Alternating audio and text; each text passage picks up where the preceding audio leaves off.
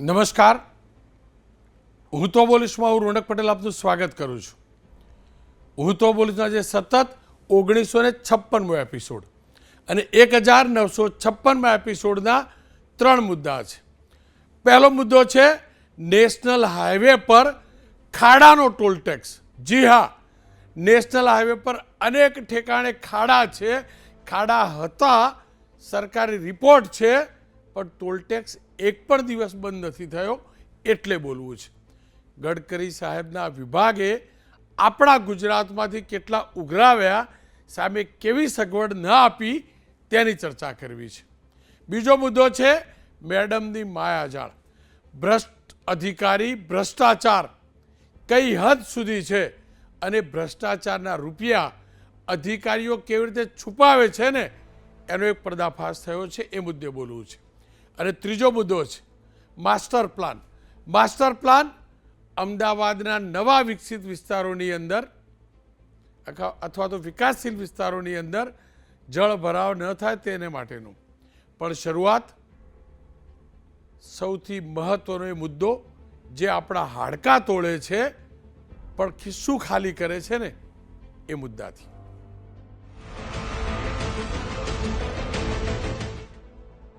એ હકીકત છે કે છેલ્લા 1-1.5 દશકની અંદર આપણા જ પ્રદેશમાં નહીં પણ આખા દેશભરમાં નેશનલ હાઈવે ઓથોરિટી એટલે કે રાષ્ટ્રીય ધોરીમાર્ગ અને એક્સપ્રેસ વે એનું નેટવર્ક વધ્યું છે. આ હકીકત છે. પણ બીજી હકીકત એ પણ છે કે આ નેટવર્કની વચ્ચે ગુણવત્તાવાળા રોડ નથી બન્યા, અને ગુણવત્તાવાળા રોડ ન બન્યા હોવાના છતાં પણ જ્યારે ખાડા પડે છે ત્યારે પણ નિયમોથી વિપરીત આપણી પાસેથી ટોલ ટેક્સ ઉઘરાવાયો છે. હકીકત તો એ પણ છે કે કલાકો સુધી હાઈવે ઉપર આપણે જામમાં ઊભા રહેવાનું, છતાં રૂપિયા ખર્ચવાના. હકીકત તો એ પણ છે કે અનેક વાર ન માત્ર નેશનલ હાઈવે પણ એક્સપ્રેસ હાઈવે પર પણ અનેક લોકોના વાહનો ખોટવાયા છે, છતાં પણ તગડો ટેક્સ આપણી પાસેથી વસૂલાયો છે. બસ એટલે જ બોલવું છે. અને એનો આધાર છે પાર્લામેન્ટની અંદર, દેશની સંસદમાં ministry of road transport and highway એ વિભાગે રજૂ કરેલા આ આંકડા. અને આંકડામાં ગુજરાતમાં રાષ્ટ્રીય ધોરીમાર્ગની હાલત કેટલી ખખડધજ છે ને, એ ગ્રાફિક્સ પણ જોજો, એ ફલિત થાય છે. વર્ષ 2025-26ના આંકડા રજૂ કરાયા છે અને એની અંદર તમે જુઓ ટોપમાં ગુજરાત છે. 25-26ના આંકડાની અંદર આપણા ગુજરાતનો જે ટોટલ હાઈવે છે એમાંથી 408 કિલોમીટર હાઈવે ખરાબ કે ક્ષતિગ્રસ્ત થયો હતો. ચોંકાવનારી વાત એ છે કે આખા દેશમાં નેશનલ હાઈવેમાં સૌથી વધુ ખખડધજ રોડ થયો તેમાં આપણું ગુજરાત પ્રથમ નંબરે રહ્યું. અને આ પ્રકારની સ્થિતિની વચ્ચે પણ વાત એ પણ છે કે હાઈવેનું લંબાઈ વધી તેમ ખખડધજ હાઈવેનું પ્રમાણ પણ વધ્યું છે. વર્ષ 2023-24માં ગુજરાતમાં પસાર થતા હાઈવે જ્યાં ખખડધજ હાલતમાં હોય કે ક્ષતિગ્રસ્ત હોય તેવા 32 કિલોમીટરનો રસ્તો હતો, જ્યારે તે વધીને 2024-25માં 210 કિલોમીટરનો થયો. અને એ 210 કિલોમીટર એવો થયો જે સમારકામની જરૂર હોય. અને વર્ષ 2025-26માં તો તેની અંદર 408 કિલોમીટરનો વધારો થયો છે. કયા રાજ્યમાં કેટલા કિલોમીટર નેશનલ હાઈવે ખરાબ છે એનું લિસ્ટ જોજો, તમે એ ગ્રાફિક્સ જોજો. તો ગુજરાતની અંદર વર્ષ 25-26માં 408 કિલોમીટર હાઈવે જેનું રિપેરિંગ જરૂર હતી, ખરાબ હતો, ખાડા હતા. Rajasthan 252, Madhya Pradesh 237, Andhra 196, Maharashtra 145, Bengal 90 kilometre, Assam 82 kilometre, Telangana 161 kilometre, Arunachal Pradesh 54 kilometre, Jharkhand 47 kilometre, Kerala 44 kilometre, Meghalaya 41 kilometre. જે નાના પ્રદેશો છે એમાં કિલોમીટર ઓછા માની શકાય, પણ આપણા કરતાં પણ જે ઘણા મોટા પ્રદેશ છે, જે બંગાળ હોય, મધ્યપ્રદેશ હોય, મહારાષ્ટ્ર હોય, એ પણ ત્યાં ક્ષતિગ્રસ્ત 2025-26. અને ફાઇનાન્શિયલીના પરિપ્રેક્ષમાં ગણીએ તો 2025-26 એનો મતલબ 1 એપ્રિલ 2025થી લઈ 31 માર્ચ 2025-26 સુધીમાં 408 8 કિલોમીટરનો રોડ એવો હતો જ્યાં ખાડા પડ્યા હતા, જે ક્ષતિગ્રસ્ત હતા. આપણા ગુજરાતનું હાઈવેનું નેટવર્ક 28,000 કિલોમીટરનું કુલ છે. ગુજરાતમાં નેશનલ હાઈવેનું જે નેટવર્ક છે આખું, એની આખી વાત કરીએ, એ કિલોમીટરની વાત કરીએ તો નેશનલ હાઈવેનું કુલ નેટવર્ક 8100 કિલોમીટર છે. આ નેશનલ હાઈવે છે. સ્ટેટ ધોરીમાર્ગ એટલે કે રાજ્યના ધોરીમાર્ગ એનું નેટવર્ક 19,760 છે. અમદાવાદ એક્સપ્રેસ વે 200 કિલોમીટર છે કુલ. પણ આની અંદર હાઈવે જે છે નેશનલ હાઈવે તે 8,100 કિલોમીટર છે. એ પૈકી 408 કિલોમીટર રોડ ગયા વર્ષે તૂટ્યો હતો. આપણે સમજી શકીએ છીએ ચોમાસાની પેટર્ન ને બધી વાતો થાય છે, જે વાર્તાઓ છે, કારણ કે પેટર્ન એકલા ગુજરાતમાં થોડી બદલાય છે. છતાંય આપણે માનીએ કે ભાઈ થાય, પાણી ભરાયું, ડિઝાઇનમાં તકલીફ હતી, 19-20 કોન્ટ્રાક્ટમાં થયું. પણ આ તમામની વચ્ચે મારા ગુજરાતમાંથી, આપણા ગુજરાતમાંથી નેશનલ હાઈવે ઓથોરિટીએ ટંકશાળ ગુજરાત હોય ને એ રીતે ટોલ ટેક્સ ઉઘરાવ્યો છે. વર્ષ 2020-21ના આંકડાની વાત કરું તો આપણા ગુજરાતના ટોલ બૂથ ઉપરથી 3178 કરોડ અને 58 લાખનો ટોલ ટેક્સ વસૂલાયો હતો. 21-22ની અંદર 3444 કરોડ 36 લાખ ઉઘરાવાયો.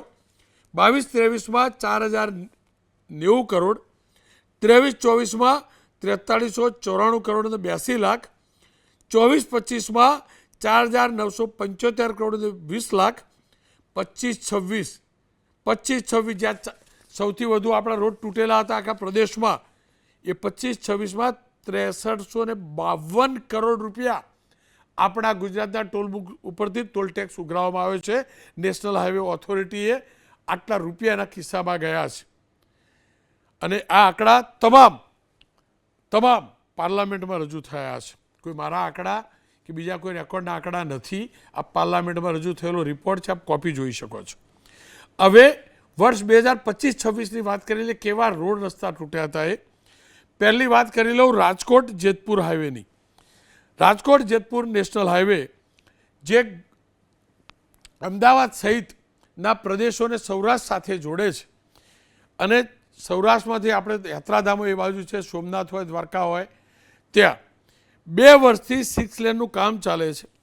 પરંતુ પ્રશાસનની લાલિયાવાડી, અનગઢ આયોજન, સંકલનનો અભાવ, એના કારણે જુલાઈની અંદર પણ અનેક ઠેકાણે ખાડા પડેલા પણ જોવા મળ્યા હતા.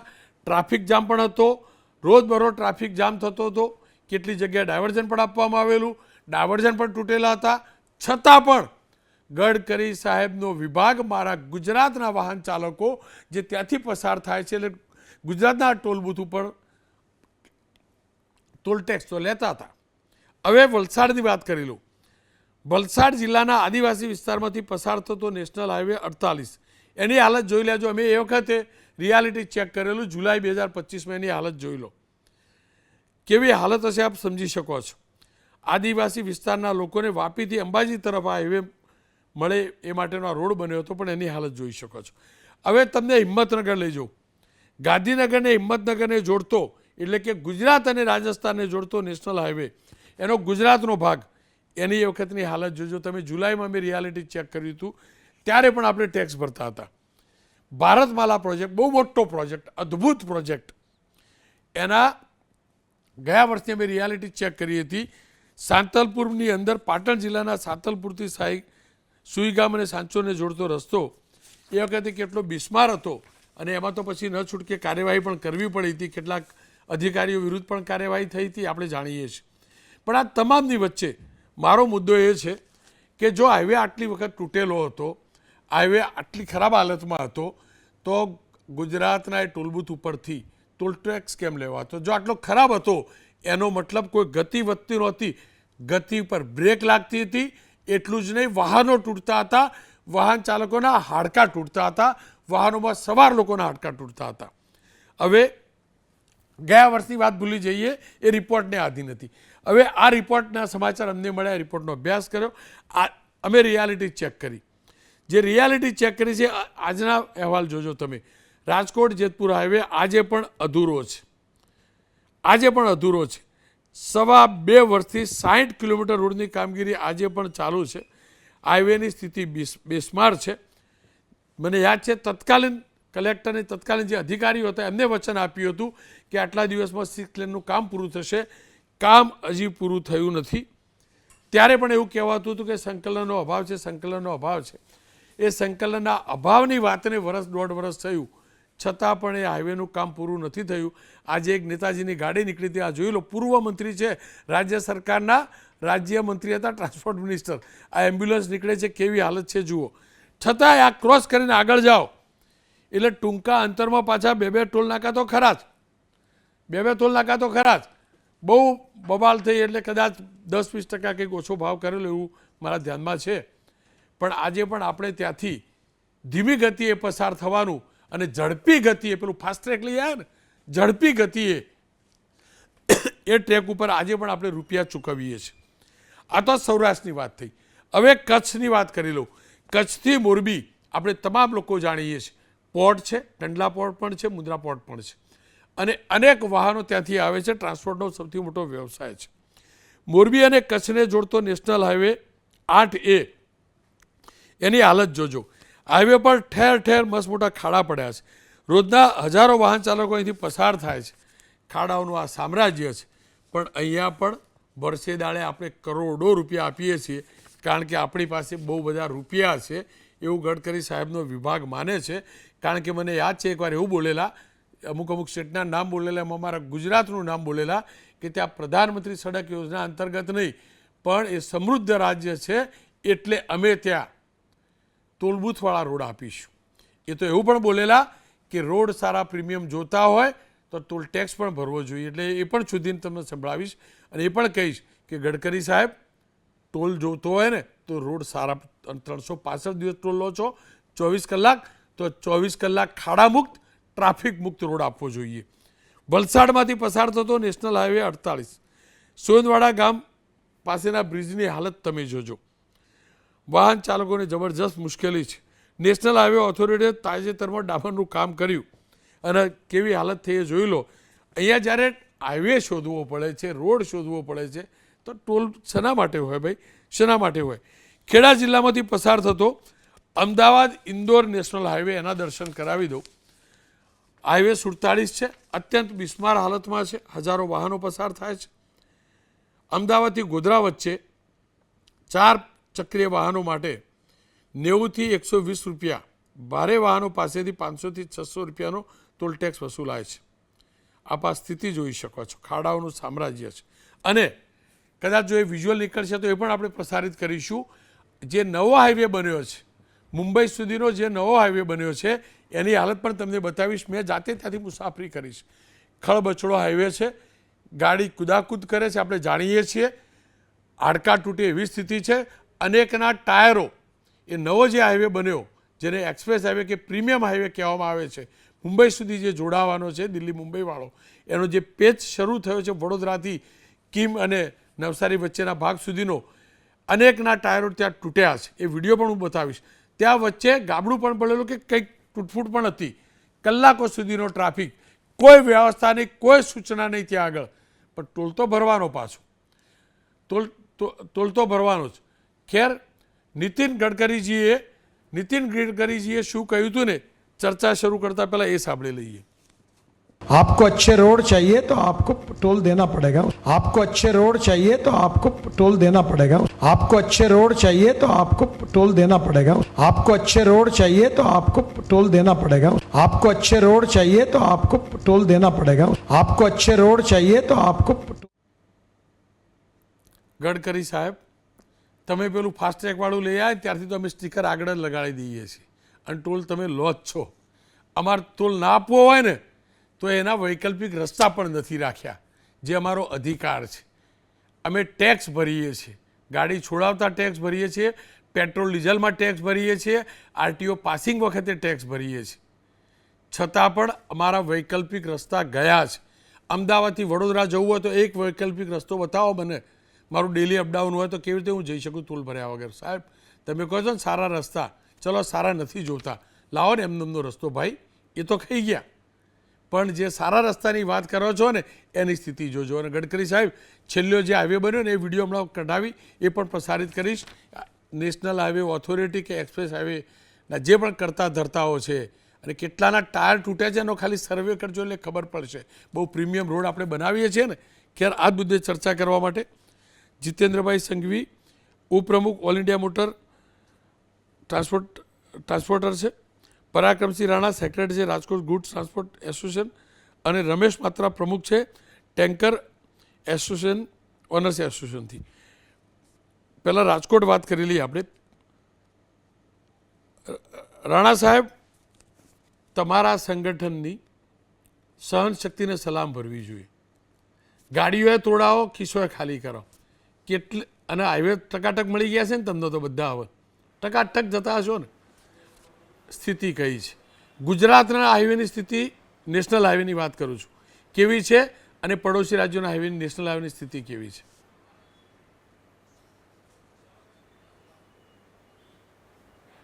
પડોશી રાજ્યની આપણે વાત જો કરીએ તો સૌથી સારા રોડ અત્યારે મધ્યપ્રદેશ અને રાજસ્થાનના અમે ખુદ જોયેલા છે. રાજકોટમાં જ્યારે અમે 7 વર્ષ પહેલાં ડિસ્ટ્રિક્ટ કલેક્ટરને વાત કરી ત્યારે એક મિટિંગ બોલાવી હતી નેશનલ હાઈવેના અધિકારીઓ સાથે. ત્યારે એમને અમારી સામે અને કલેક્ટર સામે કબૂલ કર્યું કે લેયરિંગનું કામ જ નથી થયું.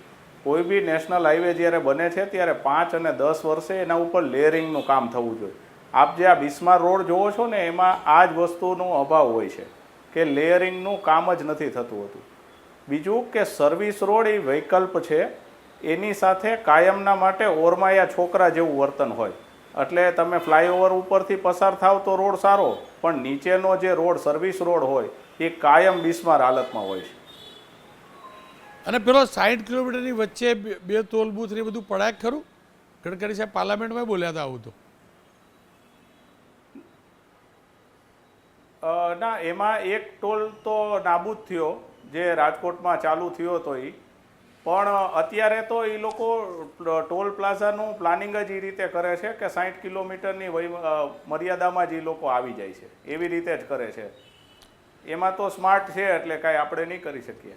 અચ્છા, બીજું મેન્ટેનન્સ કોસ્ટમાં વધારો થયો કે આ ટકાટક માખણ જેવા રસ્તા શરૂ થઈ ગયા નેશનલ હાઈવે ઓથોરિટીના, એના પછી મેન્ટેનન્સ ઘટી ગયું? મેન્ટેનન્સમાં વધારો થયો છે, કારણ કે માલની અંદર જ્યારે પરિવહન વખતે જે ખાડાના કારણે ડેમેજ થાય એ ટ્રાન્સપોર્ટરને ભોગવવાનું આવે છે. બીજું, વાહનની અંદર સસ્પેન્શન સિસ્ટમ હોય, કમાનના પાટા હોય ટ્રકમાં, તો કમાનના પાટા તૂટે છે ને એક્સેલ પણ તૂટે છે. એક્સેલ એટલે ફોર્જ સ્ટીલ હોય, તમારે એને તોડવું હોય ને તો એને બહુ મોટો ઇમ્પેક્ટ આપવો પડે. એટલે આવી ખરાબ પરિસ્થિતિઓ થાય છે. પણ તમે લોકો રજૂઆત નથી કરતા કે રોડ સંપૂર્ણ તૈયાર નથી તો અમે રૂપિયા શું કરવા આપીએ? નિયમ શું કહે છે? તમે કદાચ નિયમ વાંચ્યા હશે.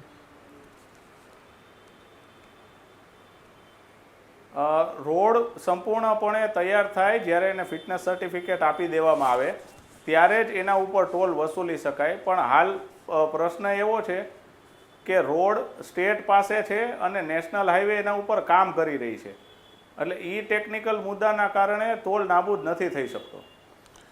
ખેર, રમેશભાઈ મારી સાથે. રમેશભાઈ, તમારા સભ્યો એમનું શું કહેવું છે? ન માત્ર મોરબીવાળો, ન માત્ર રાજકોટવાળો, ઓવરઓલ નેશનલ હાઈવે ઓથોરિટીના રોડ રસ્તાની સ્થિતિ વિશે તમારા લોકોની નો અભ્યાસ, સર્વે અને અનુભવ કેવો રહ્યો?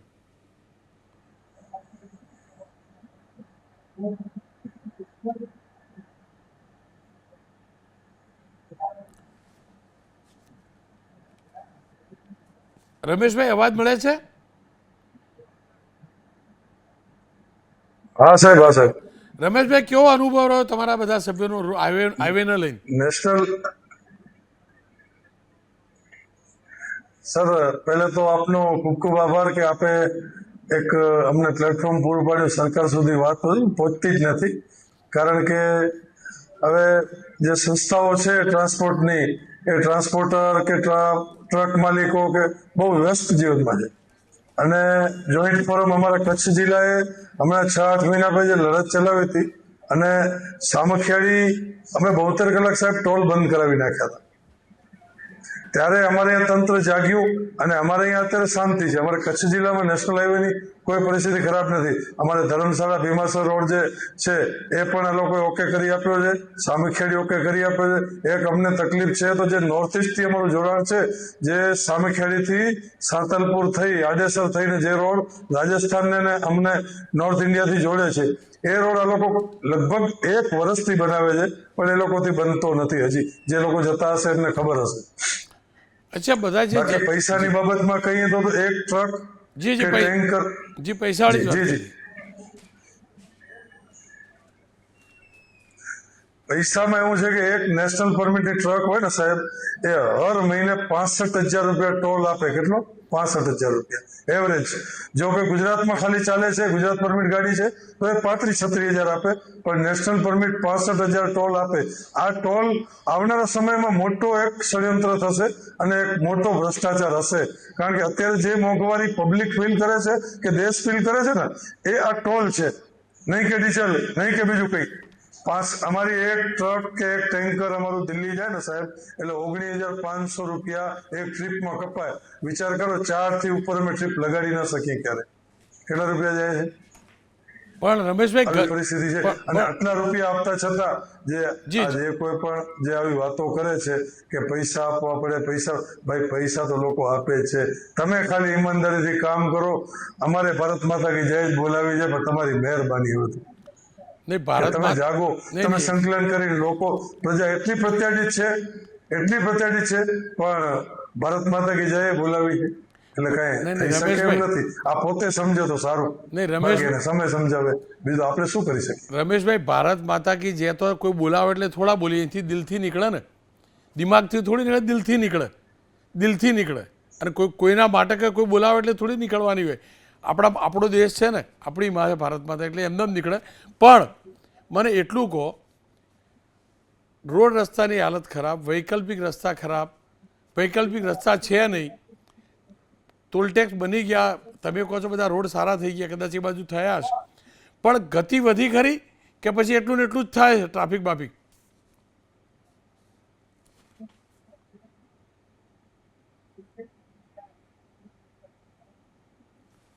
રમેશભાઈ, ખેર રમેશભાઈ પાસે ફરી એકવાર જઈશું, પરંતુ જીતેન્દ્રભાઈ જોડાઈ ચૂક્યા છે. જીતેન્દ્રભાઈ, આપનો અનુભવ શું કહે છે નેશનલ હાઈવે ગુજરાતના છે તેને લઈને? આજે જ આપે સમાચાર વાંચ્યા હશે અને પ્લસ કાલે રાજ્યસભામાં સરકાર દ્વારા જ આ વસ્તુનું બયાન કરવામાં આવ્યું કે ગુજરાતની અંદર, આખા ભારત વર્ષની અંદર સૌથી ખરાબ રોડ જે થયા છે એ 408 કિલોમીટરના રોડ ખરાબ થયા છે, જે ગત વર્ષ કરતાં ઓલમોસ્ટ ડબલ છે. આજે આવું શા માટે થાય છે એ હજી સુધી કંઈ ખબર પડતી નથી. લાસ્ટ ટાઈમમાં ખરેખર તો હવે આ બાબતે સરકારે જાગૃત થવું જોઈએ. રોજના કિલોમીટર 41 અમે બનાવીએ છીએ એવા જે દાવા કરે છે, એને કરતાં ક્વોલિટીવાળા 21 કિલોમીટર બને ને એ વધારે સારું. તમારી વાત સાચી, પણ આપણે ટોલટેક્સ પર તો વધુ ભરીએ છીએ. શું ખરેખર આ બધા રોડ બને એના પછી મેન્ટેનન્સ ઘટ્યું, સ્પીડ વધી, ટ્રાફિક સમસ્યા ઘટી હાઈવે ઉપરની? નહીં, બિલકુલ ઝીરો વાત છે. રોડની હાલત ઘણા બધા વખતથી બહુ ખરાબ જ ચાલી રહી છે.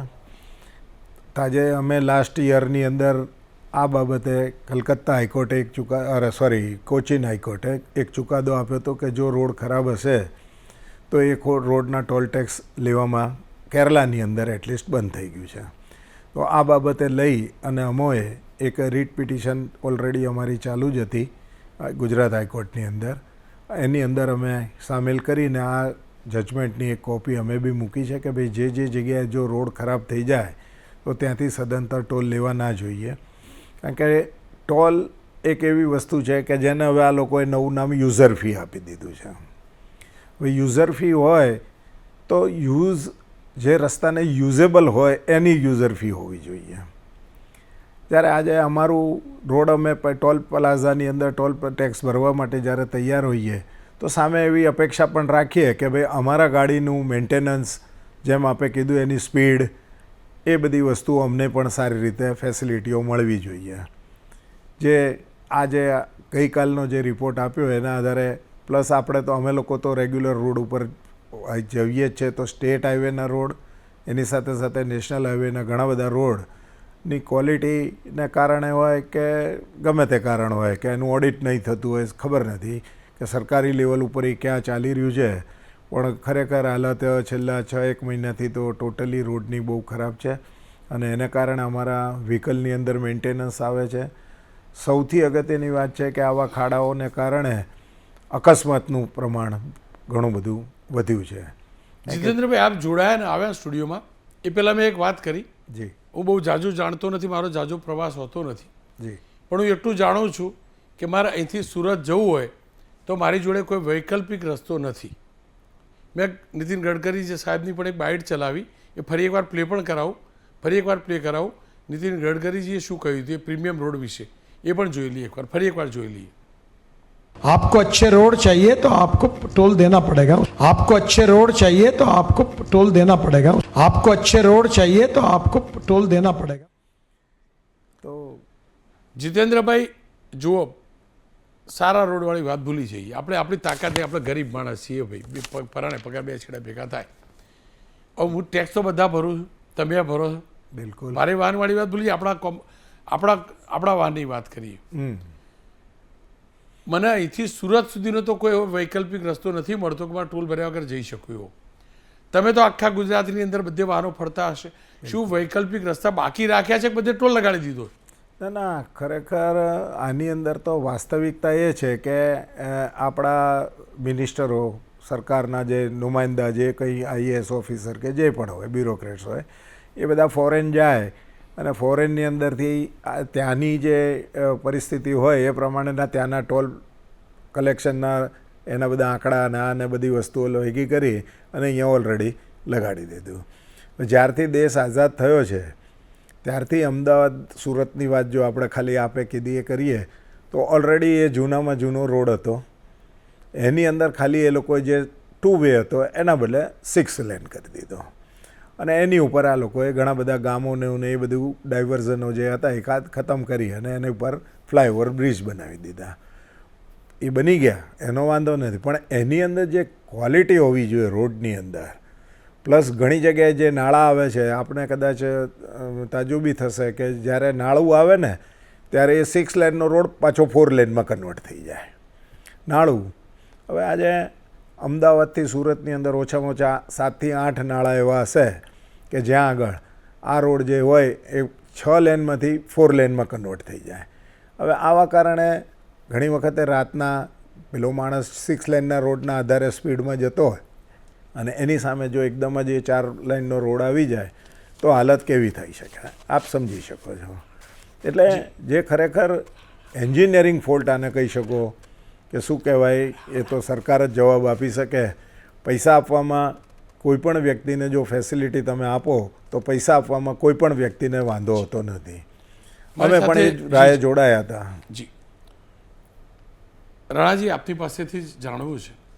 અગાઉ મને યાદ છે 2 વર્ષ પહેલાં એ રજૂઆતો થઈ હતી, તમે પ્રોટેસ્ટ કરેલું, અમે પ્રસારણ કરેલું, વચન પણ આપવામાં આવેલું આટલા સમયમાં રોડ પૂરો થઈ જશે.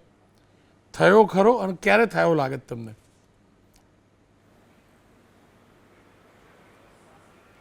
આપણે જે વાત હતી ને એ કુવાડવાના બ્રિજની વાત હતી. આજે 8મું વર્ષ ચાલી રહ્યું છે. કુવાડવાનો બ્રિજ હજી અંડર કન્સ્ટ્રક્શન છે. ત્યારે એવી વાત થઈ હતી કે 80% રોડ થઈ ગયો છે અને હવે ટૂંક સમયમાં થઈ જશે, પણ હજી એ બ્રિજનું કામ એઝ ઇટ ઇઝ ચાલુ છે. અને સૌથી મોટો પ્રશ્ન રાજકોટના ધારાસભ્યએ ખુદ ઉપાડેલો, સાપર વિસ્તારની અંદર ઇન્ડસ્ટ્રીયલ વિસ્તાર છે, વધારેમાં વધારે MSME ત્યાં આવેલી છે, ત્યાંય આ પ્રશ્ન આવીને ઊભો છે કે લગભગ 2 થી 3 કલાક રોજનું ટ્રાન્સપોર્ટ કોમર્શિયલ વેહિકલને ઊભું રહી અને એનું પરિવહન થાય છે. ખેર, ફરી એકવાર કચ્છ જઈશ. રમેશભાઈ જોડાય. રમેશભાઈ, અવાજ મળ્યો ને હવે મારો? હા, કચ્છના રસ્તા સારા થઈ ગયા, હાઈવે સારો થઈ ગયો, બધું બરાબર, જી જી. પણ ગુજરાતના બાકીના વિસ્તારમાં તમારા વાહનો ફરતા હશે, એમનો અનુભવ કેવો રહ્યો?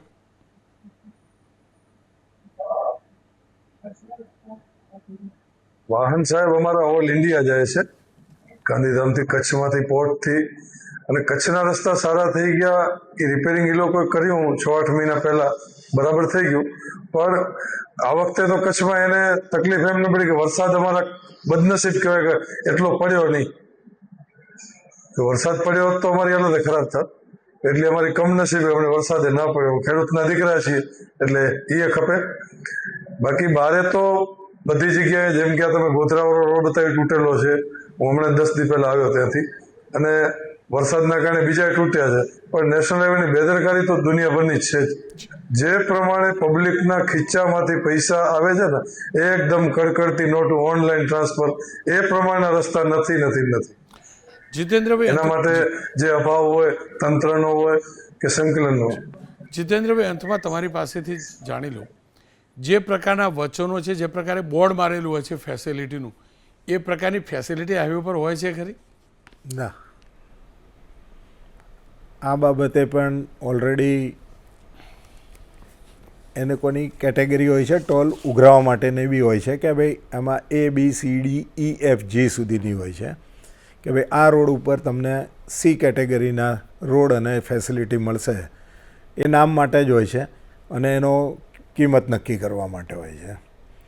કારણ કે એની અંદર આવું ક્યારે જે C કેટેગરીમાં જે ફેસિલિટીઝ હોવી જોઈએ એ ક્યારે રોડ ઉપર આજ દિવસ સુધી એટલીસ્ટ અમદાવાદ બોમ્બેની વચ્ચે કે અમદાવાદ બેંગ્લોર સુધીની હું વાત કરું તો એની ઉપર કોઈ પણ પ્રકારની હોતી નથી. અને પૈસા તો એ પાછા C કેટેગરીમાં જે એ લોકોનું સારા પૈસા લઈ શકે એવા પૈસા તો વસૂલ કરવામાં જ આવે છે. જીતેન્દ્રભાઈ, પેલો પણ કંઈક નિયમ છે ને કે અમુક સમયથી વધુ ટ્રાફિક જામ થાય, ટોલ બૂથ ઉપર જામ થાય તો પૈસા નહીં ભરવાના, બધા નિયમો છે ખરા કંઈક? ના, એવો કોઈ નિયમ નથી. એક મીડિયાએ અથવા તો અમુક પેલી જેને કહીએ આપણે કે વોટ્સએપવાળી જે ગ્રુપો છે એ લોકોએ આ વસ્તુ ઊભી કરી છે કે ભાઈ 1 મિનિટ કરતાં વધારે થાય અથવા તો પેલો પીળા પટ્ટાથી પેલી બાજુ ગાડી હોય તો છોડી દેવાનું. આવું ક્યાંય હજી સુધી આખો દાખલો ભારત વર્ષમાં ક્યાંય પણ બન્યો નથી. અને રોડનું રિપેરિંગ ચાલતું હોય તો? હા, એ વખતે એટલે અમારી ડિમાન્ડ જ એ હતી કે ભાઈ જ્યાં સુધી તમારો રોડ સરખો ના હોય તો એ પીરિયડ પૂરતો તમે અમારો ટોલ આ રોડ ઉપરથી માફ કરો. પણ એવું કોઈ બહેરાકાને વાત સંભળાઈ અને પાછી જ આવે છે, કોઈ સાંભળતું નથી. અને ત્યાં આગળ જે ટોલ પ્લાઝાની અંદર જે એ લોકોના માણસો હોય છે એ તમે બી સમજો છો કે કઈ પ્રકારના માણસો હોય, એની અંદર કોઈ સામે ઝઘડો કરવા માટે બી ઊભું થતું નથી. આપ ત્રણેયનો ખૂબ ખૂબ આભાર. ખેર ફરી એકવાર કહીશ, દર વર્ષે હું આ કાર્યક્રમ એટલા માટે કરું છું કે સરકાર સુધી આ વાત પહોંચે. જાણે છે બધા, પસાર પણ બધા થાય છે, પણ મૌન થઈ જાય છે.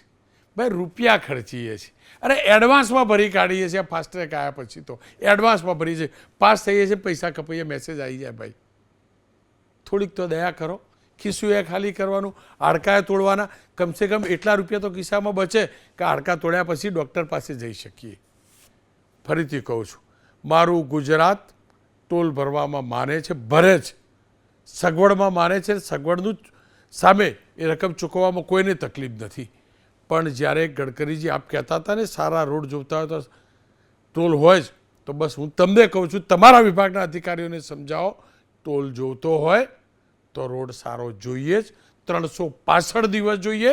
કારણ કે 1 પણ મિનિટ અમે એક્ઝામ્શન નથી લેતા, તો 1 પણ મિનિટ 1 પણ મીટર માટે અમને ખાડો ના આવવો જોઈએ. તમારા જ આંકડા પ્રમાણે 400 કરતાં વધુ કિલોમીટરના ટોટલ રસ્તાની અંદર હાઈવેમાંથી ખાડા હતા ગયા વર્ષે. મહેરબાની કરીને નવા જે ખાડા પડ્યા છે એ સત્વરે પુરાવજો. અને કોઈ વાર નવો બની ગયેલો વડોદરાથી મુંબઈ તરફ જતો નવા હાઈવે ઉપર સાહેબ દેશી ગાડી, એ સાદી ગાડી જે અમે મધ્યમ વર્ગના લોકો વાપરીએ છીએ, એમાં સવાર થઈને જજો. કેટલો એકૂટ મળશે ને પછી નક્કી કરજો ટોલ લેવાય કે ના લેવાય. બસ પછી નક્કી કરજો તમે તાર. કેટલા ટાયર ફાટેલા તમને રસ્તામાં જોવા મળશે. અને આપ તો સોશિયલ મીડિયા પર બહુ એક્ટિવ છો ને, સોશિયલ મીડિયા સર્ચ કરજો કેટલાના ગાડીના ટાયર ફાટેલા, કેટલા વિડીયો છે. AI વાળાને રિયલ વિડીયો ચેક કરી લેજો.